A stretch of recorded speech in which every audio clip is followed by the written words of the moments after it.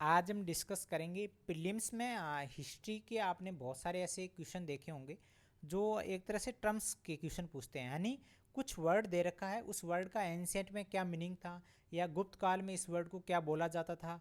ऐसे बहुत सारे आपने क्वेश्चन देखे होंगे। जैसे ये आप देख सकते हो, जैसे हुंडी है तो हुंडी को क्या बोला जाता था एंशिएंट के टाइम में। तो इस तरीके से आज हम उनको डिस्कस करेंगे। तो ये क्वेश्चन किस सोर्सेज से आ रहे हैं उनके ऊपर डिस्कस करेंगे। मेन अपना पर्पज़ यही है कि किस सोर्सेज से आ रहे हैं और उनको आपको किस ढंग से उनको एक तरह से प्रिपेयर करना है, ठीक है। तो उनके ऊपर आज डिस्कस करेंगे। जैसे मैं कुछ क्वेश्चन बताऊंगा आपको, आप जो पीवाईक्यू के हैं उनको क्वेश्चन बताऊंगा और उनकी सोर्सेज भी बताऊंगा कि किस तरीके से उनके क्वेश्चन पूछे गए हैं। उसके बाद जो पीडीएफ होगी वो मैं आपको अपलोड करा दूंगा टेलीग्राम के माध्यम से। पहले इस वीडियो के माध्यम से ये समझते हैं कि क्वेश्चन किस तरीके से वो एग्जामिनर पूछ रहे हैं, ठीक है। ये एक तरह से ऑथेंटिक सोर्सेज है जो मैं आपको बता रहा हूँ, ये एक तरह से ऑथेंटिक सोर्सेज है, तो उनको आप अच्छे ढंग से करना है।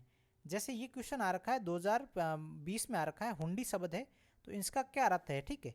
आपको यही देखना है। अब इसमें से आपने जिसका आंसर है वो है विनिमय पत्र, ठीक है। अब यही आप सोर्सेज के माध्यम से देखोगे तो ये हुंडी का लिख रखा है और यही पूर्व मध्य युगीन भारत के व्यापारियों द्वारा उपयोग किया जाने वाला एक विनिमय पत्र, यानी ये सेम टू सेम वर्ड उठाया हुआ है। तो इसका मतलब आप देख सकते हो एग्जामिनर एक ऑथेंटिक बुक से क्वेश्चन उठा रहा है। यानी जो ये बुक के जो सोर्सेज है ना, मैं आपको बताऊंगा लास्ट में ये कौन सी बुक है, इस बुक को कैसे किस तरीके से आपको रिवीजन करना है। वो अभी बहुत कम समय है आपके लिए, बट जो ये पीडीएफ है ना वो मैं आपको उपलब्ध करवा दूंगा टेलीग्राम में। और जैसे और एक और एग्ज़ाम में ऐसे बहुत सारे क्वेश्चन है, मैंने कुछ उदाहरण के तौर पे लिए हैं ताकि आप उनको समझ सको और आसानी से उनको पढ़ सको। जैसे ये यूपीएससी प्रीलिम्स 2016 में आ रखा है, अर्गट्टा है। अब अर्गट्टा को क्या बोला जाता था, तो जैसे ये आप देखोगे इस स्लाइड के माध्यम से आपको दिख रहा होगा, ये जैसे अर्गट लिखा हुआ है, ठीक है। अब ये पर्शियन व्हील जिसे मिलता जुलता एक यंत्र है। अब यही आप अगर इनमें से रीड करोगे तो ये आप देख सकते हो, अब भूमि की सिंचाई के लिए प्रयुक्त जल संकर यानी वाटर व्हील। आप देख सकते हो यहाँ लिख रखा है पर्शियन व्हील। मतलब क्वेश्चन यहीं से आ रहे और कहीं से नहीं आ रहे। आप देखोगे तो ये बहुत ही ऐसे बहुत सारे, जैसे मैंने सीएपीएफ के देखे, मैंने सीडीएस के देखे। अभी हाल ही में जियो साइंटिस्ट का एक क्वेश्चन में ऑप्शन में आ रखा था तवरम, तो वो भी इस बुक की स्लाइड के माध्यम से दे रखा है। तो ऐसे बहुत सारे क्वेश्चन है आप देखोगे। और जहाँ तक मुझे लगता है जैसे ये अनेकतावाद है, ये भी एक तरह से प्रीलिम्स में क्वेश्चन पूछ रखा है। आप देखना 2020 में आई थिंक स्यादवाद का पूछा था। तो स्यादवाद वो बौद्ध धर्म से संबंधित ऐसा कोई जो ऑप्शन में था, बट वो जैन धर्म से संबंधित था। तो इस तरीके से ये क्वेश्चन यहीं से पूछ रहे हैं। तो आपको इस टर्म्स को अच्छे ढंग से एक बार आप इनको रीड कर लेना ताकि आपके क्वेश्चन कुछ ऐसे टर्म्स के, तो जैसे टर्म्स के आप क्वेश्चन देखोगे बहुत हार्ड क्वेश्चन आते हैं आपको, क्योंकि उनका मेन रीजन ये कोचिंग या अदर मार्केट जो सप्लीमेंट्री बुक है वहाँ से ये क्वेश्चन नहीं मिल रहे हैं। ये एक तरह से ऑथेंटिक सोर्सेज से मिल रहे हैं ताकि आप उनको अच्छे ढंग से पढ़ो, तो आपके बहुत ही आराम से इनकी क्वेश्चन आंसर निकल सकते हैं। जैसे ये आई थिंक 2013 या 14 में प्रीलिम्स में क्वेश्चन आ रखा है, बौद्ध गुफा है उनको सत्य और जो है वीआर है, उन दोनों में क्या अंतर है। यानी दो, एक सत्य दे रखा है एक वीआर दे रखा है। अब इनमें कन्फ्यूजन करने के लिए 4 ऑप्शन दे रखे हैं। अब इसमें से आप देखोगे जैसे ये सत्य दे रखा है, अब सत्य एक बौद्ध मंदिर है और यही इसी तरीके से वीआर दे रखा है। वीआर एक तरह से बौद्ध मठ है, यानी बौद्ध मठ को वीआर बोला जाता था और बौद्ध मंदिर को सत्य बोला जाता था। अब इसी ऑप्शन में आप देखना बहुत ही आराम से इसको आसानी से निकाल सकते हो। जैसे आप इसमें से देख सकते हो विहार पूजा स्थल है, बट यहाँ क्या है बौद्ध मठ है, यानी इसका मतलब शैत्य पूजा स्थल है यानी मंदिर है। अब इसमें से देखना शैत्य गुफाओं से सिरे पर स्तूप होता है जबकि विहार अक्षय कक्ष होता है।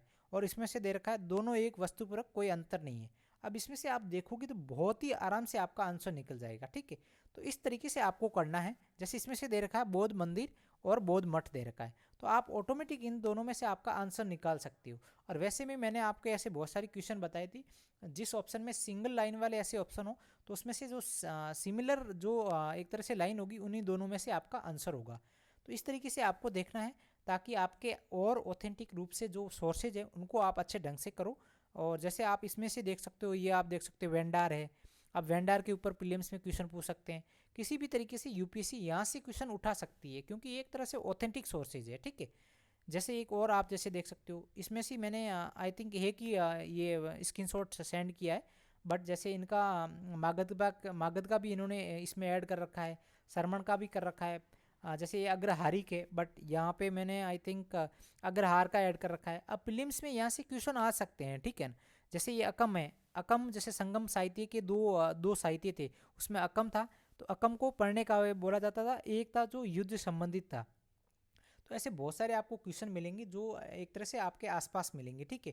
जैसे अग्रहारी के, अब जैसे अग्रहार को क्या बोला जाता है, राजा के द्वारा अनुदान की गई भूमि या गांव को अग्रहार बोला जाता है। तो ऐसे बहुत सारे आपको प्रीलिम्स में क्वेश्चन मिलेंगे जो आपको एक तरह से इन वर्ड को क्या बोला जाता था, इस वर्ड की क्या मीनिंग है, या एंशियंट के टाइम में या फिर मौर्य के टाइम में इस वर्ड को क्या बोला जाता। तो ऐसे बहुत सारे आपको मिलेंगे, तो उसको आपको अच्छे ढंग से करना है। तो ये जैसे जो बुक है वो है एक उपेंद्र सिंह की बुक है, प्राचीन है पूर्व मध्यकालीन भारत का इतिहास। ये आप देख सकते हो इस बुक। तो अभी जैसे इसमें से आप और अदर जैसे एंशियंट का पढ़ोगे ना, तो बहुत सारे ऐसे प्रीलिम्स 2023 में भी बहुत सारे ऐसे क्वेश्चन है। जैसे बुक का क्वेश्चन आया था, तो इसी बुक्स में दे रखा था। एक आई थिंक संगम का आया था, वो मुझे नाम नहीं याद आ रहा है, तो उसमें से वो भी यहाँ से इस बुक से क्वेश्चन था, और स्तूप का भी यहाँ से क्वेश्चन था। तो ये बुक बहुत ही इंपॉर्टेंट है। बट अभी आज जहाँ तक मुझे लगता है बहुत बहुत आई थिंक बुक का मुझे पीडीएफ लगभग 1000 के समथिंग है, तो बहुत ही बड़ी बुक है। जैसे आप इसकी लास्ट वाले पेज में दोगे तो एक तरह से शब्दावली दे रखी है, ठीक है। तो उस शब्दावली को आप अच्छे ढंग से कर लेना। वैसे मैं उसको टेलीग्राम पे अपलोड कर रखा है मैंने, आई थिंक मैं एक बार और आपको अपडेट करा दूंगा। उनको आप अच्छे ढंग से कर लेना, ताकि आपके एक दो जो क्वेश्चन आए एंशिएंट में या जो टर्म्स आए, तो वहाँ से आपके क्वेश्चन गलत नहीं हो। ये मैं टेलीग्राम के आपको पीडीएफ टेलीग्राम पे सेंड कर दूंगा।